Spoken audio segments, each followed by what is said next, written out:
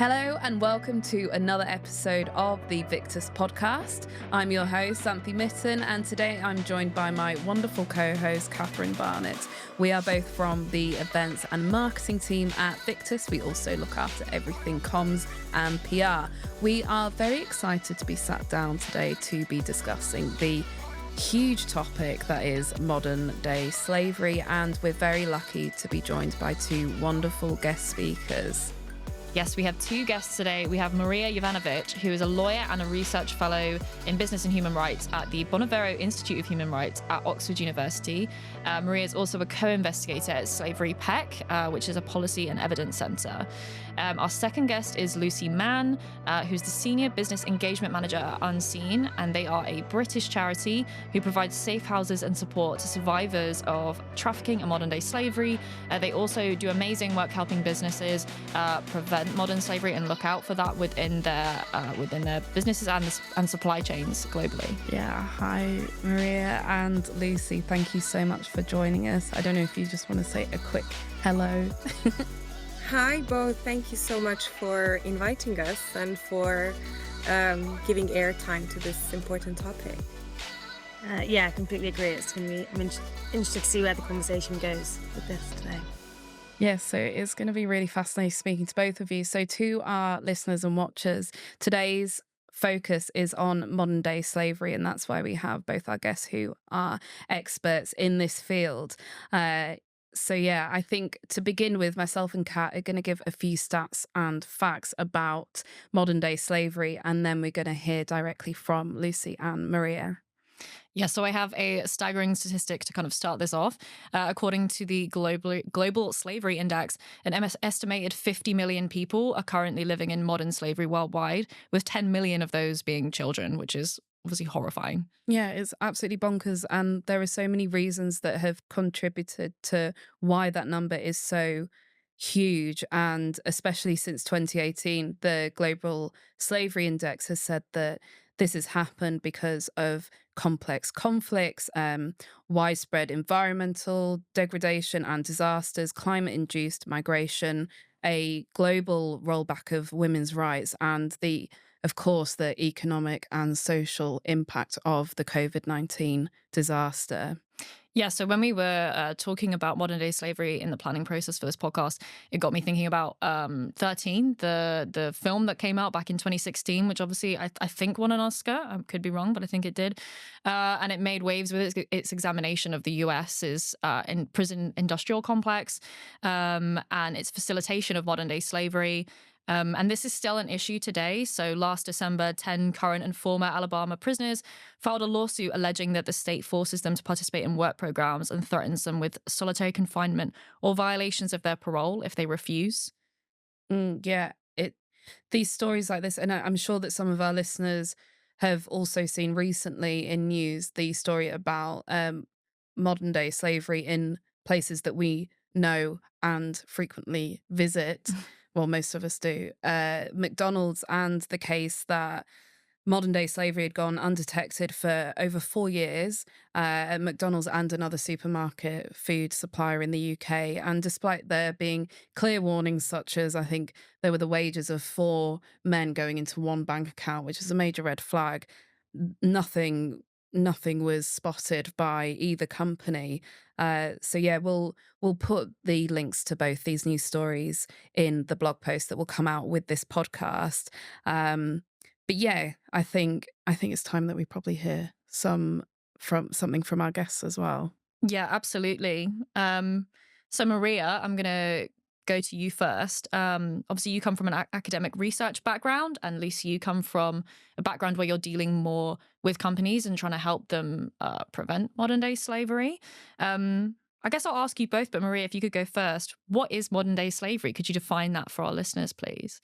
So I think that's the great way to start this episode, because there is a lot of confusion, and I think it's really important to clarify. And the word modern slavery can conjure up so many different images in people's minds. So in one way, it is helpful because it is used as an umbrella term to cover a range of practices, and it's easier when you're talking about and on a kind of advocacy level.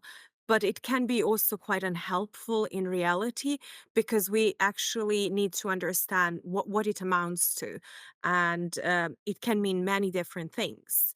But I would maybe start by saying that at the essence of all these diverse practices is exploitation. So it's exploitation of one person by either another individual, as you just mentioned earlier. It could be it could be a state imposed exploitation, or it can happen within business organizations, whether they are aware of it and actively promoting it, or they just are unaware, but they're perpetuating it nevertheless. So I guess it might be helpful to talk about different aspects. We often talk about labor exploitation, sexual exploitation.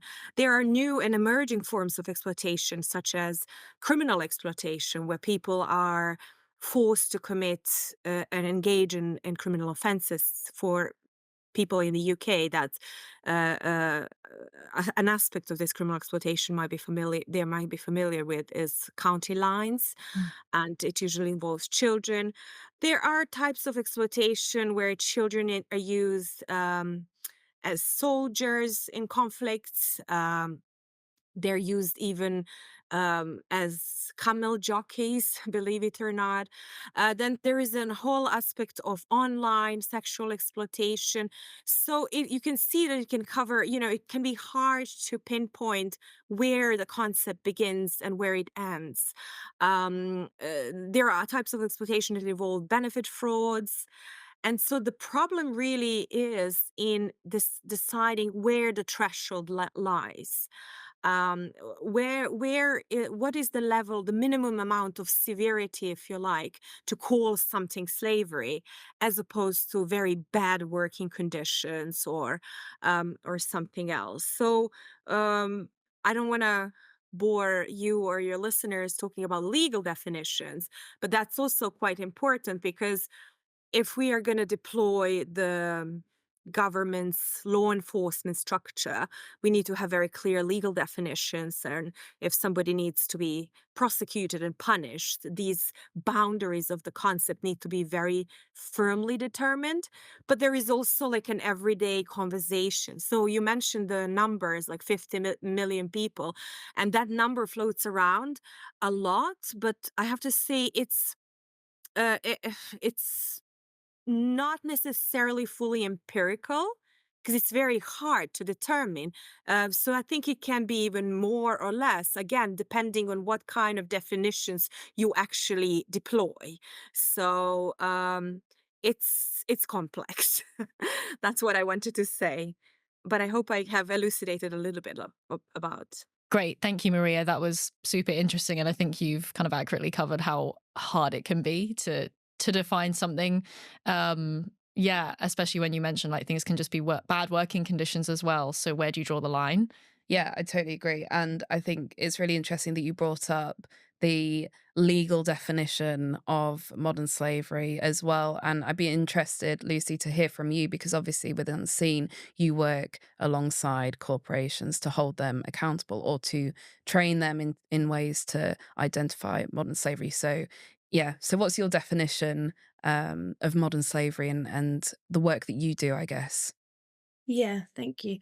I think for us, I mean, obviously, Maria then touched on the different types of exploitation. I think for the work we're doing with businesses, there is the kind of key focus on forced labor or labor exploitation.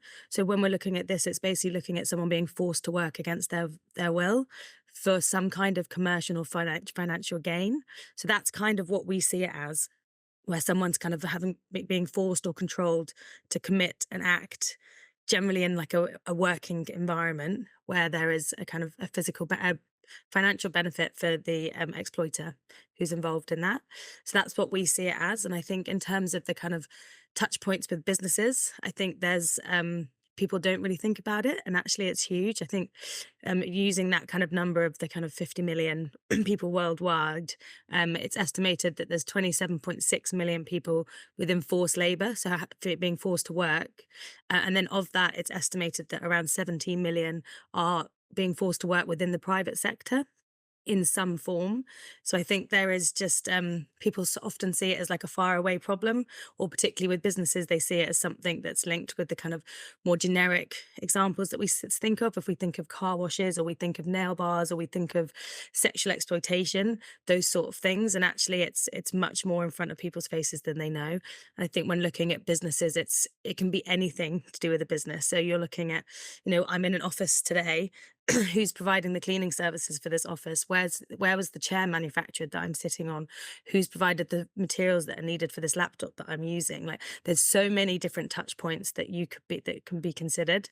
And I think from our point of view, it is a business's responsibility to care and to know about this. And there's also a lot of legislation that's changing, that Marija might touch on further as well. But there's changing legislation that's also putting this responsibility on the business as well. And it's interesting you touch on the McDonald's case, because we actually are now working with McDonald's to support them with strengthening their due diligence around modern slavery. And I think obviously it's highlighted McDonald's and other kind of supermarket brands, but this can be happening to any company. It just happens to be that they're the ones that have been kind of outed this time. But I think every single business should take this case as an example and look inward and be like, could this happen to us? Where are our weak links within our own business operations as well?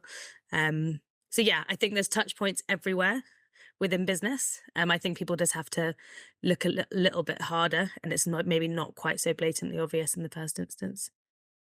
Yeah, no, absolutely. And I think it's really interesting how you've brought up the fact that McDonald's have just been the people that have been caught out and almost brought to into the public eye. And it makes everyone think about how modern slavery isn't just in sweatshops or, faraway countries that companies say in the UK don't have to worry about or don't have to look out for these key signs, but it is all around us in the products that we buy online and everything. So we have kind of a responsibility to pay attention to that. So I guess I'd be interested to learn what the work that you do, how you help your clients identify modern slavery, and what do you do with your clients to help them, and say with McDonald's to form checkpoints or ways Yeah. that you can improve. Yeah, so what we do, I guess you touched on the introduction and kind of overview of Unseen, more generally, and we utilize all of the information we get from the work we do directly with survivors. So we also run the National Modern Slavery and Exploitation Helpline, which is a kind of a key service for the UK and the only service of its kind. So we use all of the data that we're getting from there, so any emerging trends that we're seeing, to kind of support anything we do with businesses. But we're basically looking at how we can strengthen a business's approach to modern slavery. And that could look like a lot of different things depending on the size and the sector of that business. But I think from our side, the first step is looking at whether they have do people within their own operations know about modern slavery? Is there any kind of understanding of this topic? And is there the kind of governance in place, as a kind of senior leadership taking this issue seriously? Because that's often a barrier that we get, where we've got the people that are really passionate that we're speaking to within an organization, but often the challenges are kind of getting things through, and getting kind of people maybe further up to kind of really take the issue seriously. So it's looking at that kind of initial governance piece and awareness piece within the organization first. So we support with that. And then we start looking at, okay, now what are your business's touch points? Where are your risks? What kind of risk do you have within your supply chain? I think that goes back to the point of where the cutoff is, and a lot of people feel uncomfortable, and especially businesses, with the term modern slavery being associated with them. And it's really important to underline that it is a continuum, and so it doesn't happen that you go into modern slavery from day one, but it's like a slow erosion of standards and labor conditions, or that can then over time turn into something more severe. So where businesses really can help and step in is not to say we have nothing to do with but modern slavery, or that's too extreme. a type of conduct that we don't endorse, but they can look at how they can improve the conditions that will prevent against these practices. So that's often like early intervention that would stop something from deteriorating into. And if you look at people who are, and Lucy probably has had more experience with them, if you talk to survivors, it's always a process, and there are people who can go in and out of it over time, and then fall back because there are not enough support structures, and the government is not doing what they promised to do or pledged to do by signing up to international agreements to protect and prevent against modern slavery. So you see people going through, it's like a cyclical process. So that's where I think businesses can help the most, by not looking for the worst practices, but looking at where can they actually improve their practices to not allow that to happen. So that's just one remark. And I guess I wanted to say also, when Lucy was talking about specifically labor exploitation, and that the hallmarks, if you like, of it would be that people are forced to do something for financial gain. But in fact, for all types of modern slavery, these are the hallmarks. So there is always a financial gain in any type of exploitative practice. It might not be always monetary gain, but it will be nonetheless some kind of disproportionate advantage taken over vulnerable individuals. And then when we talk about coercion, just not to confuse that for bare force.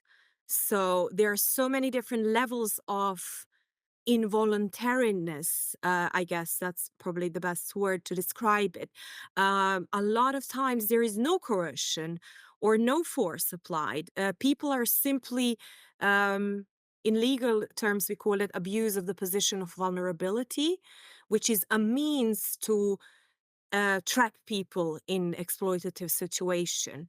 So that is insufficient to sort of trigger these protections, just abuse of the position of vulnerability. And I think that's one of the, I know that you want to talk about misconceptions, that people assume there is a coercion involved, and it's often not the case. Only actually in very small number of cases you have actual coercion. Otherwise, it's much more subtle. So I just wanted to kind of clarify that exists in all types of modern slavery, but it's perhaps the most evident in labor exploitation. Yeah, I think that's a really, it's really good to hear you talk about that and highlight it specifically, because I also wanted to ask Lucy about, or I can ask you both, but I'll start with Lucy, about like the more subtle types of modern day slavery.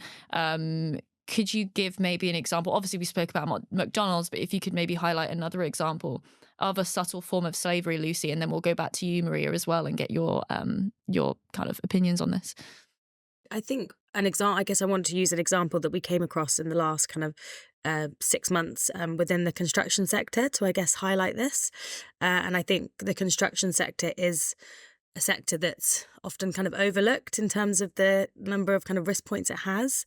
And I think we were doing, completing some like worker wellbeing visits where we kind of go to different sites and we interview workers and just check that they're being treated the way that they should be treated. And we came across at different locations, kind of people that were not getting paid even near minimum wage. The money was going into someone else's bank account who was acting as their kind of agent, who was kind of finding them work for them, but they were taking kind of up to half of their pay each kind of week or each month, whenever they were getting paid. And I think this example highlights that this individual didn't know that that was wrong or that was kind of illegal. For them, it was like, it's better than not having a job than kind of not getting paid anything. And I think the element of control there, as Marija said, it wasn't that they were being kind of physically bounded to a certain house or a certain location, but they didn't have, the control was that they didn't have any other option and that they didn't have anywhere else to go and that they needed any money to be able to continue kind of living. So there was that element of control without it being super, super obvious. And also without this individual knowing that they should be any kind of recruitment fee that should be taken. So I guess that's maybe like a bit more of a subtle example that should highlight that. Yeah, that was really interesting to hear about, because I would never have considered that before. Again, there's obviously so many different examples of this type of exploitation, different types of exploitation, and how that all comes under one umbrella of modern day slavery. Lucy, I just wanted to ask, so you work with the corporations and do these on-site checks. Do you also work with the survivors? Because you mentioned a helpline before, and Marija briefly mentioned the stories of survivors of modern slavery previously. So yeah, I'm interested to also hear from your work on that side of things as well. Yeah, so as a kind of, I guess, my role and like the business services role that's connected with how we support businesses directly, we don't work directly with survivors within our role. What we do is offer kind of safe referral options for individuals that might be in a situation that's exploitative. So, for example, when we go to these worker wellbeing visits, we give out the helpline number to individuals that we think might be in a potential situation that's exploitative, and then it's kind of they've got the option to reach out and get support if they want. I think something that Marija might agree with is that so often these people have never had control over their choices or over what they are able to do. And I think sometimes kind of forcing them to leave a situation against their will, but because you think that it's the better option, isn't necessarily the best option either. We don't know the kind of the consequences of taking someone out of a situation, and we don't know what kind of context they have with family members or what other kind of issues might kind of play out from that. So for us, the key thing is making sure that the individual knows what all of their options are, and that they can find safety and get support that they need, and that they can do it in their own time. We do have the kind of frontline team within Unseen, and they work directly with survivors. So they support with kind of getting individuals access to legal support or counselling services.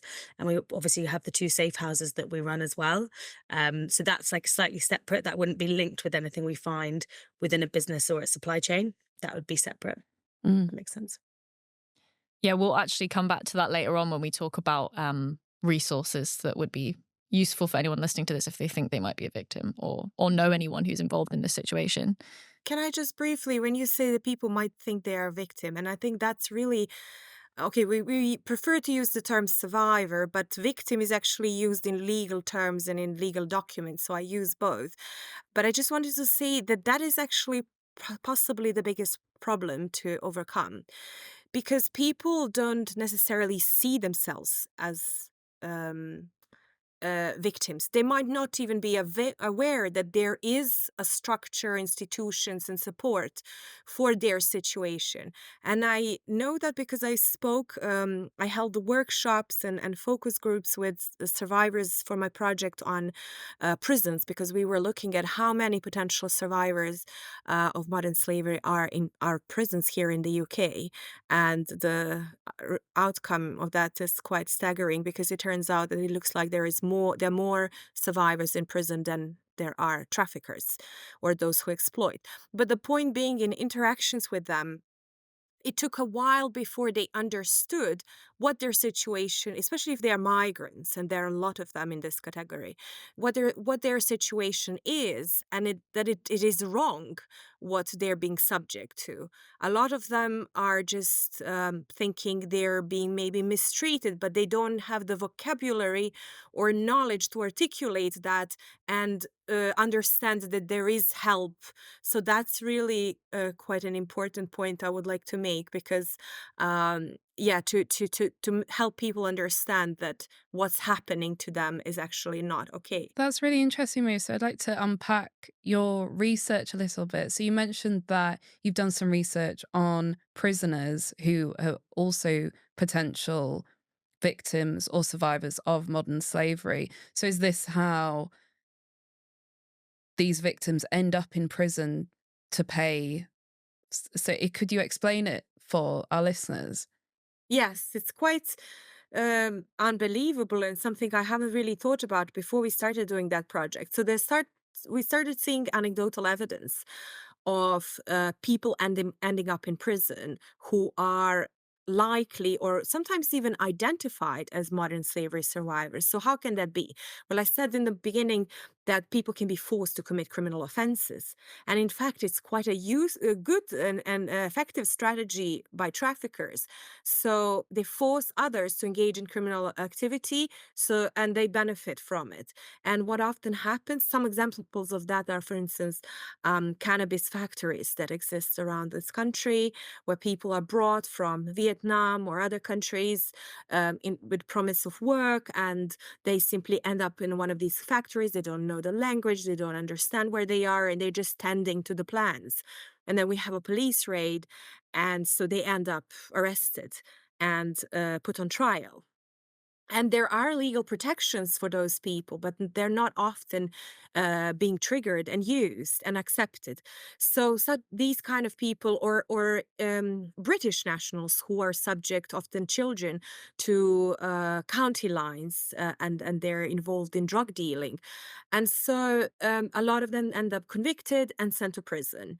And then there are also people who may be modern slavery survivors, and they're not forced to engage in criminal offenses, but they simply commit them, for instance, because they are in breach of immigration legislation that is increasingly criminalizing migrants. They might not even know that they are in breach of that legislation, or they may be destitute and they simply like commit petty offenses, or even sometimes more serious, because of that situation. But they're not necessarily forced in a way that we use the term force when we talk about modern slavery.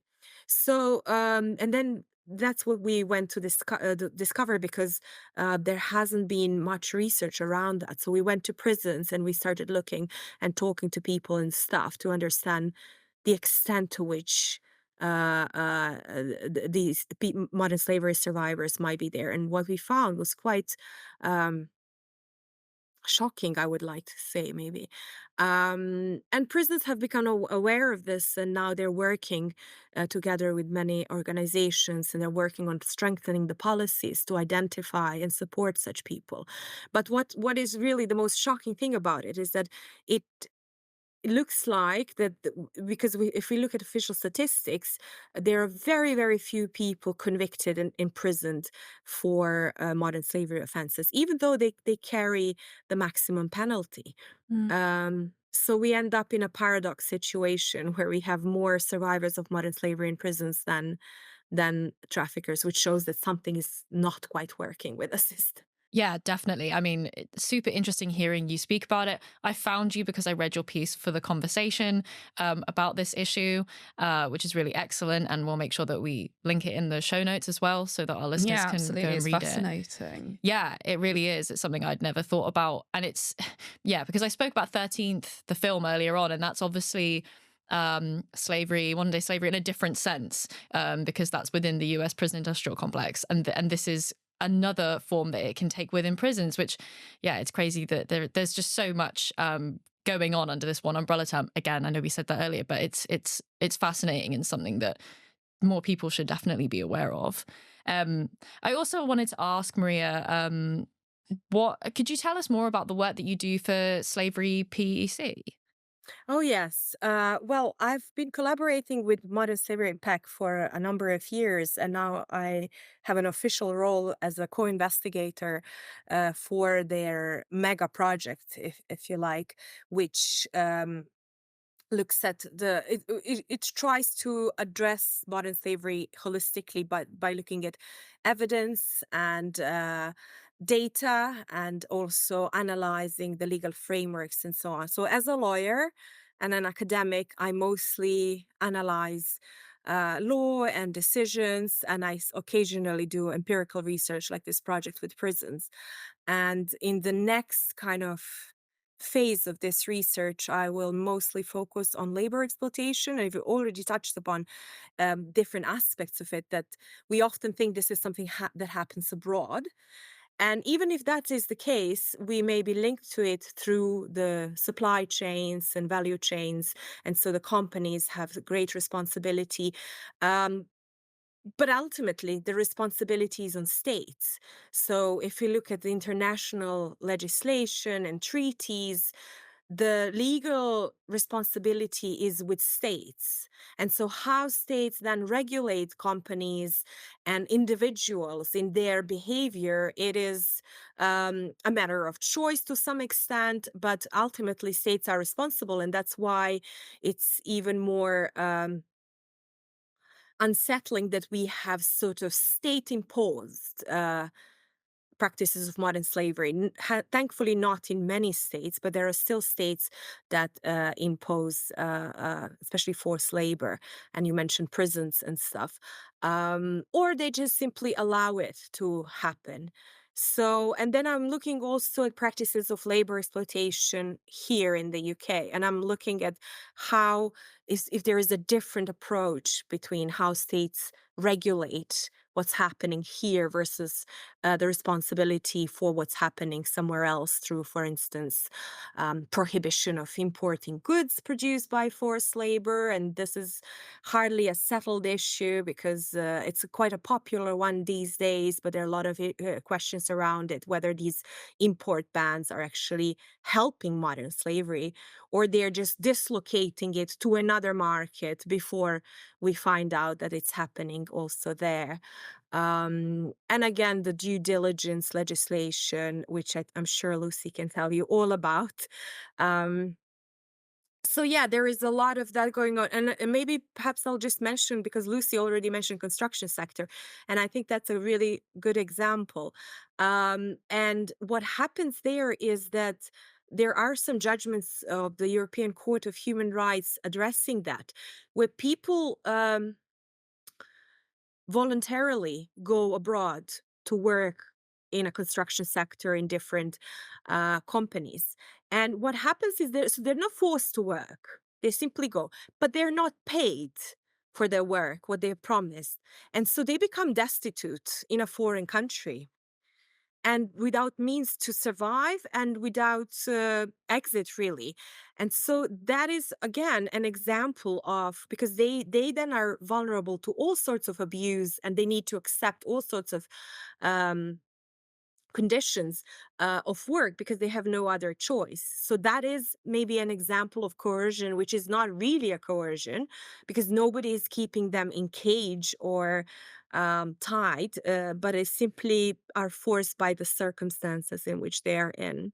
Yeah, I mean, I think I completely agree with what you said in terms of people originally being kind of sold a job or the idea of a job that isn't basically the reality of what that job is. So something that we're seeing a lot, for example, things like in the care sector or within the kind of, and again, all of our work's primarily UK focused, but in the UK care sector and in the UK kind of farming sector, there's a lot of individuals that kind of come to the UK and promise this kind of amazing job where they'll get paid a lot of money, they'll be able to kind of feed their families back home.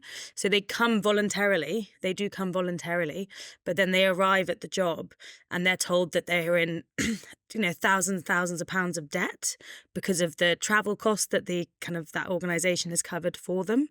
And then they're stuck. Then they're stuck in this situation because they can't leave until they've paid off the debt. But the amount that they're getting paid is never going to cover that debt. And then the debt just kind of gets bigger and bigger and bigger. So I completely agree with Marija that it's not necessarily, again, the kind of misconception that people are kind of always kind of dragged to a situation. That's not always the case. Often they're very much willingly going as something that we call debt bondage. Kind of willingly get themselves into a job, and then it's just completely not the job that they were told that it was going to be, and then they get stuck in that situation. So that's definitely something we see. I mentioned the care sector and kind of the kind of agriculture sector, but I would say a lot of sectors have that as a kind of a risk, definitely. Okay, so in terms of, you mentioned a few examples, both of you from, say, the UK. Obviously, this happens all over the world, but if we're speaking directly to our listeners, I'd like to hear from both of you. What are the signs of modern slavery that people should look out for and that are maybe more subtle and they're not as obvious as, we might think this is the first time that I've heard of, say, like debt bondage and things. So yeah, I'd be really interested to hear from both of you what are signs of modern slavery that people should look out for and identify. Yeah, I can go first. So I guess again, looking at it from more of a kind of a business angle, what we're looking when we kind of work with businesses to kind of improve their own due diligence, we're looking at kind of suggesting them to look at kind of the supplier or organizations they work with and what practices they have in place. So looking at whether they have any kind of policies around this topic, whether they are aware of modern slavery being something that happens within their sector. So, I guess an example could be if you're working with like a security company, for example, you might be wanting to ask them a bit more about whether they have had training on modern slavery before, or whether they have any kind of policy in place, or just to see what the awareness is, because again, a sector, particularly like security, which is, one of those kind of known high risk sectors, if the company has no awareness of this topic, then it means that that individual will have no awareness of it, and therefore their people will be much more vulnerable to exploitation within that. So I guess from a business perspective, there's that angle. I think more of the signs to spot more like on the ground would be, I mean, Maria might touch on these, but the kind of more kind of standard signs would be someone who keeps themselves to themselves, is kind of working quite alone. We look at the kind of high risk sectors generally as being ones that are kind of potentially remote working, or kind of unusual working hours, where people can't really see them. Or kind of the high use of temporary labor as well, where people don't necessarily know who's at the site or the location. That again, people can really kind of slip under the radar there. So I guess there's lots of different sectors and signs, to spot people kind of wearing the same clothes every day, or people who might look slightly disheveled, for example. And that's not to these don't define what it is, but these are just, I guess, kind of classic examples of it.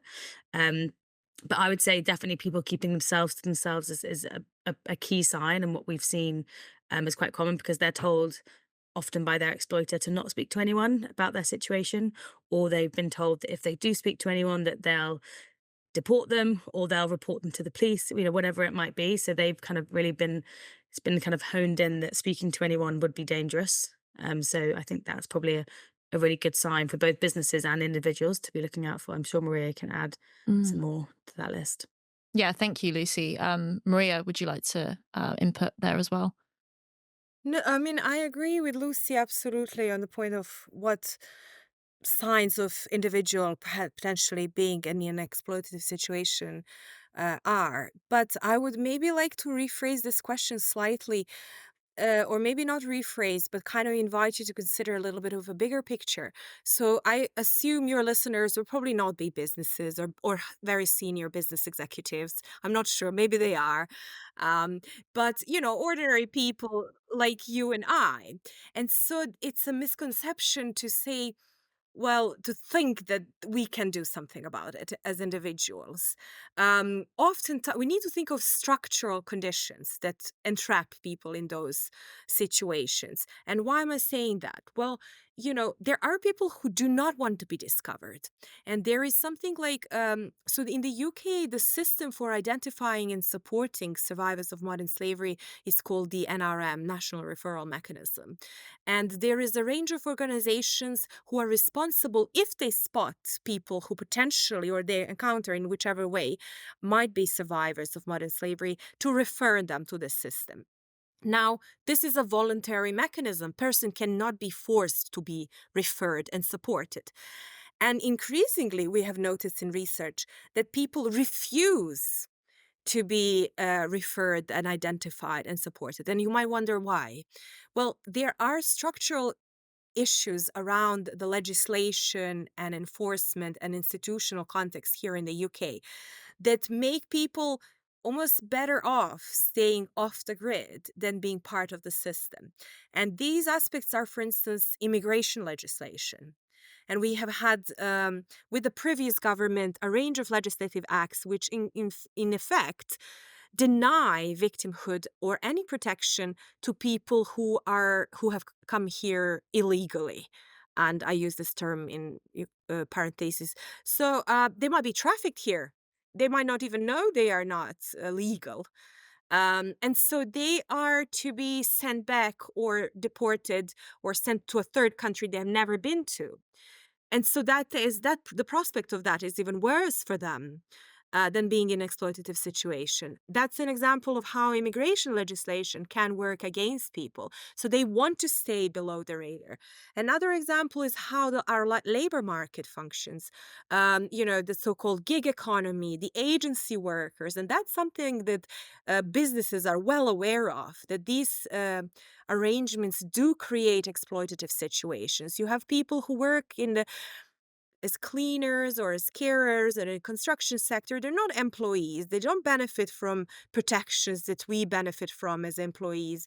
They work on hours, and so nobody knows where they go or where they sleep, how they come. And businesses feel, well, it's not our business because we pay this agency to supply these workers. So the shift in how labor market is organized is a huge problem, and it exacerbates the situation. Then we have, again, criminal justice legislation. For instance, here you have the offense of illegal working. So a person, as Lucy was mentioning, can be brought here under the promise of some work. They might not have all the knowledge of how things work, what they are required in terms of documentation, paperwork. And so they go into work. And it turns out that they're not employed legally, and they lose almost all the protection that is available to normal people who are employed. So I think the best thing we can do as individuals is actually be aware of organizations who work very hard, put very hard work to change these structures and mechanisms, who lobby the government and the parliament, and who participate in this public debate. And I think that is probably would have more effect than looking for signs on the street. But of course, I mean, that is what everybody would do, and trying to help that one individual. I think the effect of it is much greater. So yeah. Yeah, that's really great to hear more about like the bigger picture. Obviously, it goes beyond just as individuals, as you point out, to spot these things. There's a lot that contributes to modern-day slavery even being allowed to take place and happen so naturally in some circumstances. So yeah, it's really great to hear you talk more about that. Yeah. And I think that's why we wanted to do this episode today specifically on this, because obviously everyone wants to help each other, and it's nice to know on the ground signs to look out for and help an individual, but only by every large corporation or anyone that has the ability to have a voice. If we keep talking about it and keep bringing it like to the front of the conversation, that's how these organizations that do run modern slavery rings they won't be able to get away with it. So yeah, and also there can be changes in legislation and laws, as you pointed out as well. That won't happen unless more people know about this topic, and it's still not talked about enough. I know that we've learned so much even just prepping for this podcast, and yeah, I think hopefully our listeners feel more informed as well once this comes out. I know that you're both very busy people. I know, Marija, you have somewhere to be shortly, so I want to ask you both. It would be great to hear what your favorite part of your job is. Marija, would you like to go first?